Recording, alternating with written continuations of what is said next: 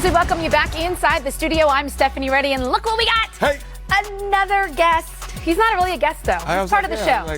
I'm a guest now? You know why? I have to go in the refrigerator? Because we've had so many guests today. I'll just check it. Kenny the Jet Smith. I'm going in the refrigerator without asking. I'm not. Please do. You can get glasses out of the cupboard and everything. Appreciate you, Steph. Steve Smith, Channing Frye still with us, and we've got a treat for you guys. The latest returns for NBA All-Star voting. Oh, wow. Okay. The third set have been released. This is the last set we'll see before they announce it. Let's start off with the East, guys.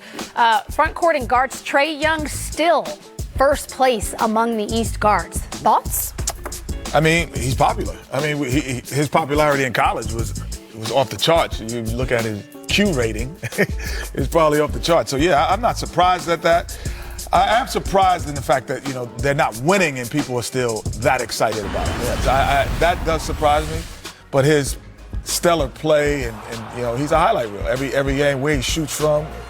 Channing, it's like he does things very Steph Curry-like, Steffordless. I agree with you. I mean, listen, I got in a big Twitter war about this, and I think you got in a war. Why? What's your position? I didn't see. It's 100%. I don't think you should have a all-star player if your team is last in the league.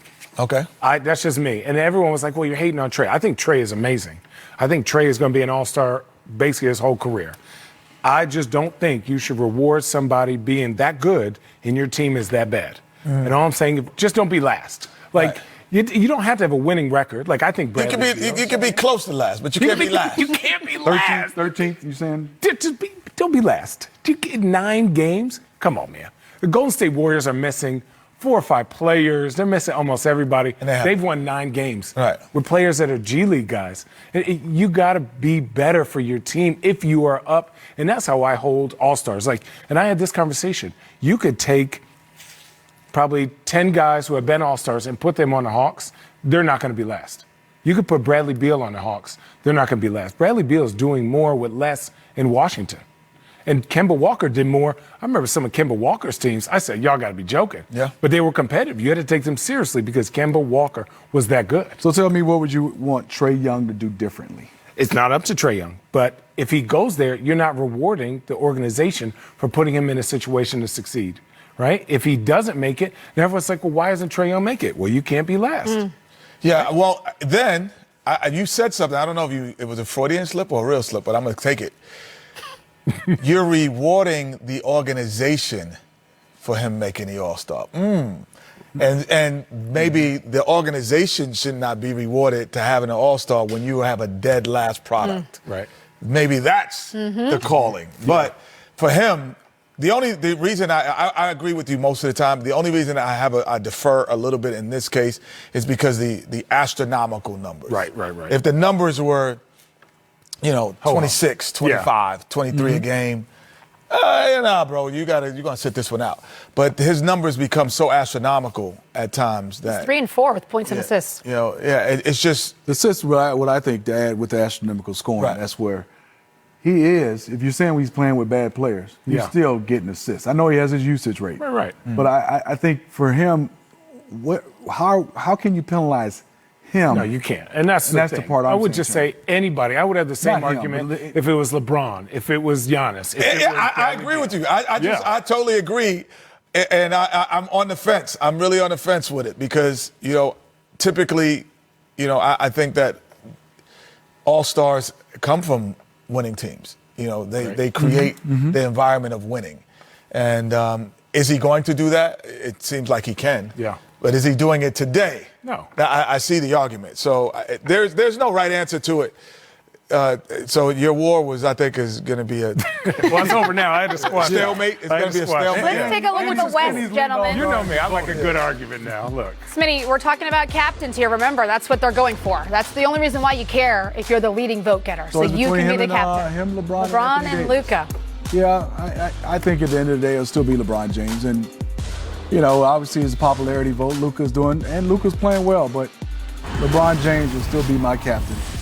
Of his play, of his popularity, and his winning, everything you add for an all-star, LeBron will still be my captain of the Western Conference.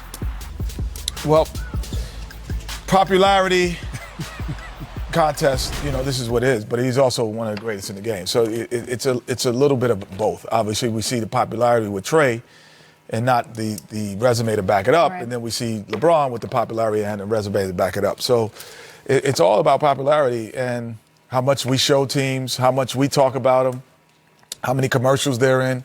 That gets you in the starting lineup. Guys like initially, he became an all-star, but initially Steve Francis back in the era was one of those guys that playing with Yao Ming, he was voted in before he was ready to be an all-star. Mm-hmm. Then he was ready to be an all-star, but he was voted in early as a starter over some guys who were having better careers. Kenny, Channing, do you think something should change if a guy is playing at a high level and he's a small market? He's just not getting those. Atlanta's not a small market. Not Atlanta. I'm taking Trey out. I'm taking Trey out of it. I'm just saying. You know what I'm saying? There's some guys that have been in small markets. Donovan Mitchell. If Donovan Mitchell was doing, like Donovan Mitchell wasn't out. If he was in New York, he would have made the All-Star team. Right. On those times, but he didn't. So Mike Conley, those years in Memphis. All those years. He would have 3 or 4 of those years he would have been an All-Star. He would have if he was in different markets. If it came down to Devin Booker or John Morant as that last place in the All-Star game, who do you think should go? Oof. I'm going, man. Who do you want to see, or who do you think deserves it? Who do you want to see? No, I'm saying I want to see John Morant. I want to see John Morant, but who deserves it? That's the question. I would say you gotta say Devin Booker. No, I don't have to say that. Deserves it? No, deserves it. I'm saying his body of work. Are we talking about this year? This year or the body of work? Let's just talk about this year. We'll just talk this year. Because you got to. If you're talking this year, it's hard to talk. It's John this Morant. Year. It is. If it's just this year, but the body of work. Body of work is Devin. This year, I think it's John. Yeah. Do you think John makes it? No, I don't think a rookie. I don't think a rookie makes it either. I don't think they want, but that record. What are they? Who knows? Listen, we are watching Memphis Grizzlies games. When's the last time they snuck the playoffs? With Zebo. With Conley. Right. Come on, man. That's what. Yep. Yeah. We're going to talk more about John Morant. I don't think my daughter was born when we come back.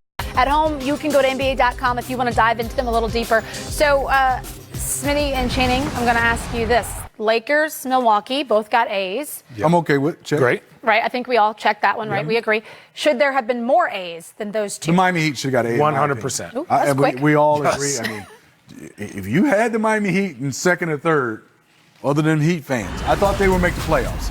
Yes. People were saying, I think they'll make the playoffs. Yeah. Did I think they'd be second and third at this point, Channing? No. With rookies. With rookies. Correct. And playing rookies, to your point. Big time. And they're starting playing big minutes, and none had a chance to be in that Rookie of the Year conversation. Yeah. And I still think he's second or third. And they're doing it by committee, and they're only going to get better as long as they stay healthy. I wouldn't be surprised if they got somebody to go there, made it just a little trade, got another defender, another 3-and-D guy that's going to put them over the top. All right. Were there any surprises for you? Were you disappointed? Did you think that someone got a grade that was too high, that they didn't deserve? Come on, I know you're the teacher, but you know what we're talking about, Steph. The 76ers. 76 is not a B+. This team, for me, I picked them to go to finals. Yeah. And B+, no, not right now. Not at all. They don't even, I've watched them a lot, actually. C is the highest grade. C minus for me. That's it's just the one for me. You can't have that much talent, and they just still have the same problems that they did last year. It's just been compounded because now it's like so much more pressure. Now they got so close. It's like, what team are they? Are they Embiid's team? Are they Simmons' team? Mm-hmm. Are they going to run fast? Are they going to play post-up basketball? Like, who are they, and what's their identity? And when things go wrong, do they look at each other and talk? And I went to the Boston-Philly game, even though they won, and they just don't talk to each other in the huddle. It just doesn't seem like they have good communication. And I think also, Channing, they shouldn't be this bad on the road. The reason why, even though they got some new players, these are veteran guys, and defense is supposed to travel. And it's supposed to be their thing, too. They're long. They should be able to guard. They should be able to win more games if they won on the road. And that's why I'm still wondering, where is this going to turn around, even when Embiid when he becomes back, when he comes healthy? I think a lot of people are wondering that. We talked about the Heat and how much of a surprise they were. A surprise in the West, the Oklahoma City Thunder. B++. Right? I mean, people thought that Chris Paul was going there to maybe get moved again. He has turned into a leader, and now they're winning. My opinion, Channing. Yeah. Front office had a vision of this team. Yeah. And saying, these guys have messed up our vision, because right now there's no trading Chris Paul right now. They're saying, we're in the playoffs. Wait a second. Yeah.